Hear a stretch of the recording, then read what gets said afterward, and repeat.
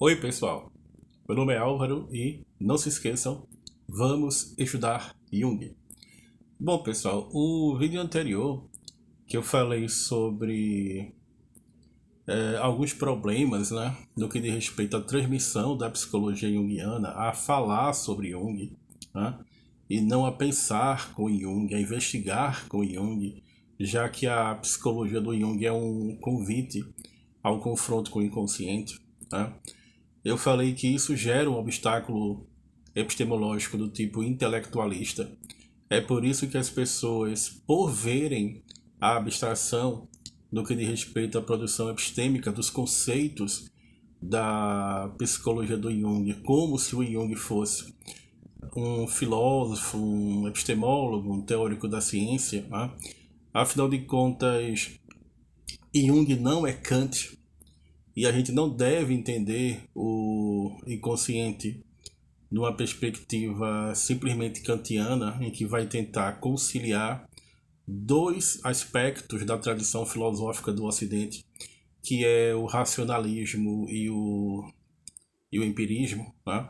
Nas categorias do entendimento, mas sim entender a psicologia do Jung como herdeira da filosofia kantiana, sim, mas que vai tratar de um outro fenômeno, de uma outra dimensão ontológica, para quem gosta de usar termos mais filosóficos, né? Que é justamente o inconsciente e a forma como o inconsciente se apresenta à consciência, se apresenta a nós. Né? Tem alguns vídeos meus aqui que eu falo sobre esses aspectos kantianos. Eu lembro que também na segunda aula do minicurso O Confronto e a Integração com a Sombra, eu falei sobre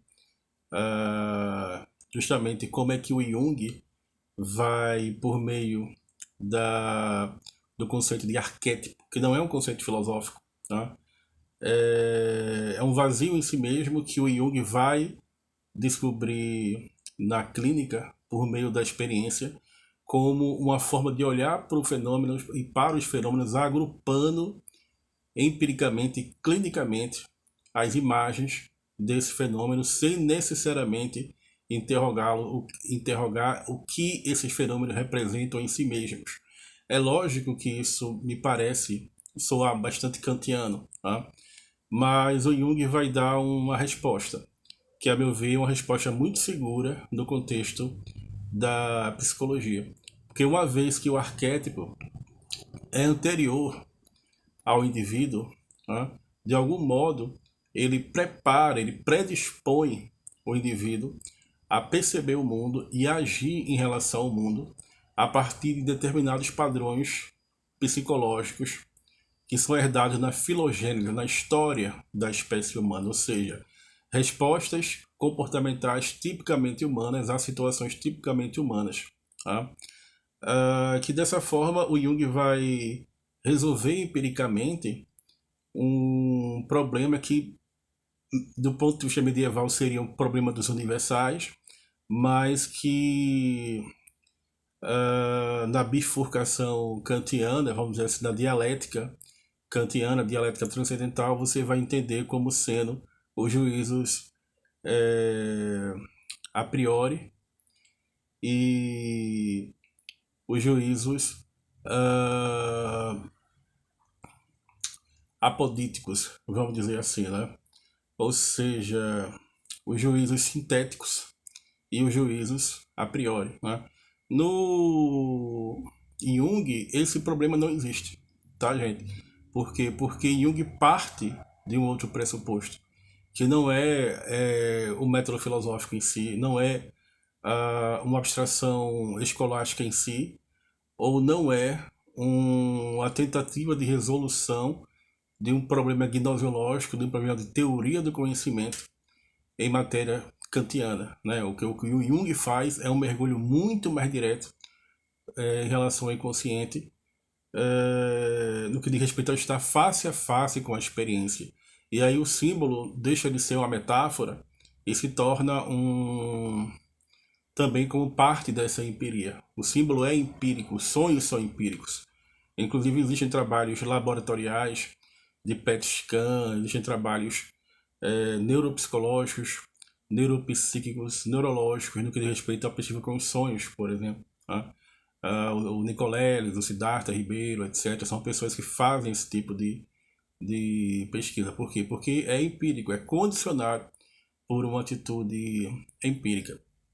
Mas aí, quando a gente tropeça no obstáculo intelectualista, a gente vai falar do Jung a partir de uma perspectiva intelectualista, que isso é herança do método escolástico decadente, né? Não da autoescolástica, se bem que na autoescolástica já havia esse tipo de problema num dado momento, esse tipo de discussão por meio da abstração, a produção de conhecimento por abstração, mas que de modo muito mais próximo de nós, de respeito à forma como nós fomos condicionados também na própria escola.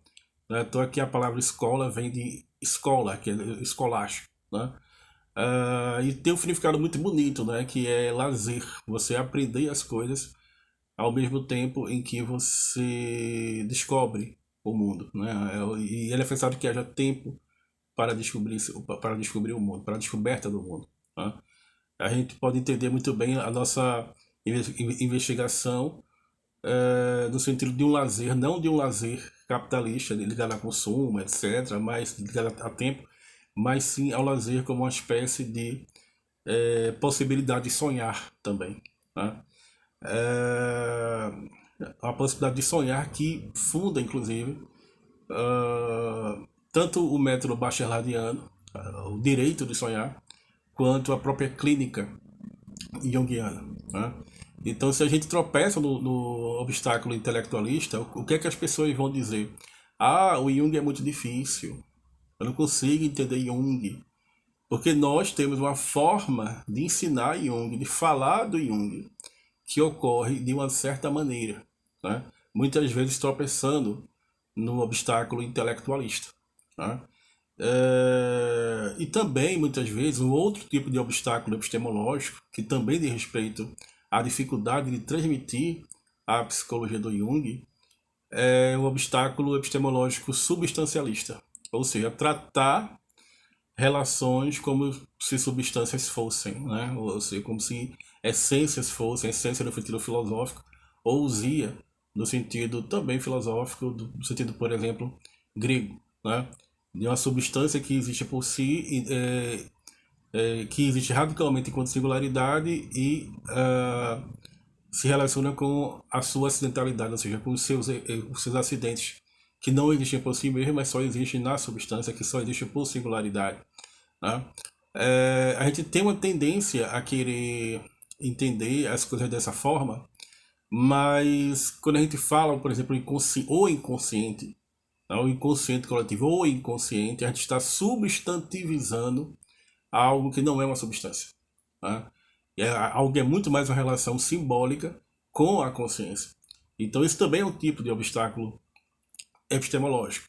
E se a gente ensina as coisas assim, se a gente estuda a psicologia do Jung, como na escola a gente estuda física, química e gramática, por exemplo, como é que a gente estuda física, química e gramática na escola?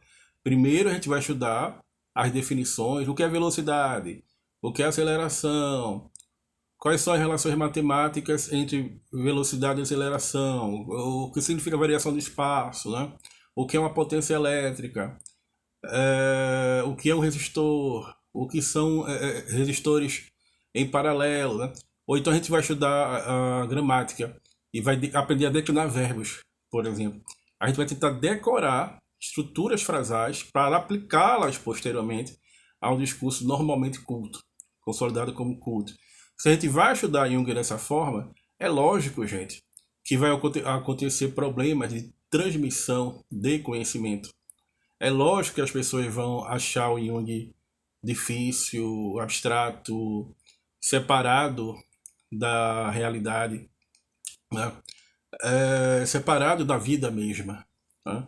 Então, assim, aqui no canal eu dei muita ênfase, né, aos casos clínicos, a investigação com os casos clínicos, a descrição minuciosa dos fenômenos clínicos, a tentativa de agrupar esses fenômenos clínicos em um conjunto geral que nos dê sentido, tá? E a partir daí verificar de modo espontâneo como alguns padrões arquetípicos gerais, como persona, sombra, ânima, self, começam a aparecer por si mesmos, sem que a gente force esse tipo de interpretação. Então, você colocar a pessoa para ler casos clínicos, não porque os casos clínicos vão servir de modelo para os outros. Por quê? Porque o individual não importa perante o genérico não importa perante o individual. É uma antinomia fundamental da psicoterapia. Isso quer dizer que se você dominar 1000 casos clínicos, nada garante que você vai acertar o 11º, porque existe a questão do padrão geral, arquetípico agindo no caso clínico, mas existe a questão incontornável da subjetividade que está presente na análise.